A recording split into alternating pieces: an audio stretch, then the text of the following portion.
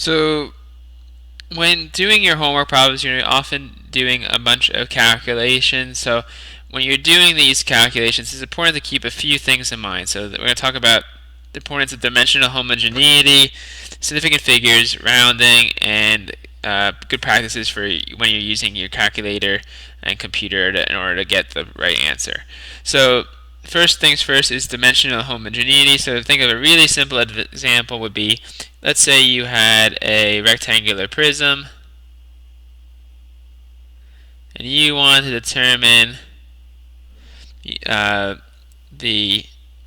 volume of the rectangular prism. So you know that the volume of a prism would be equal to the width times the length times the height of that prism. Alright, so let's say you were given each of these dimensions and you were given it as the width was given to you as 100 millimeters. The length, let's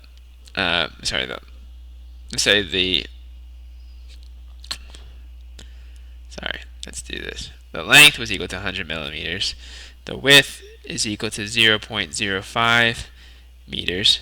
Alright, and then the height is equal to 0.005 meters. Okay, so before you calculate the volume, you want to make sure everything is in the same unit. So we want to convert all of these terms to meters first. Alright, so if we do that, we would just convert the length to meters, which would just be equal to 0.100 meters. Alright, and we can then plug them all in, and we can solve for the volume in meters cubed. So we get 0.05 meters times the length, which was 0.10 meters, times the height, which is 0.005 meters.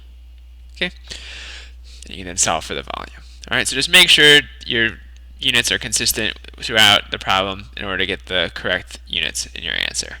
Alright, the next thing is to help with significant figures. You should always use engineering notation, which means that you use the closest SI prefix to 10 to the power of 10 to the third to help distinguish the number of significant figures. So, for example, if you wrote out the number 425,000 newtons, it's a little unclear on how many significant figures are in the problem. So to help us, what you could rewrite this as is if you wanted to say that this number has 3 significant figures, or you're confident in the number in 3 significant figures, you could write it as 425 kilonewtons. If you wanted to have 4 significant figures, what you could do is you could add a dot and the trailing 0. Alright, this would be 4 significant figures. Alright, we could then do for 5 significant figures, we would have 425.00, and then for 6 significant figures, we would have 425.000 kilonewtons. Alright?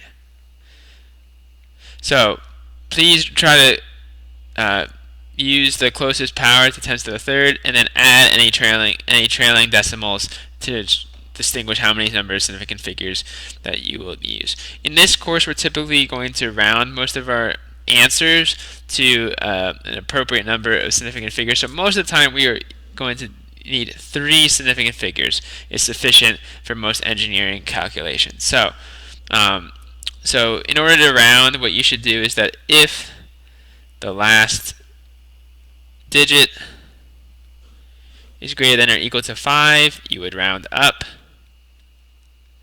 And then if the last digit is less than 5, you would round down. Alright, nothing new here, same rules as you've probably been using most of your life. And then the last thing is that when you're using a calculator computer, do not round intermediate answers. Wait until the final calculation is complete and then round. Okay. Alright, so that concludes some of the basic calculation procedures that you would use in this class to help you during your problem solving.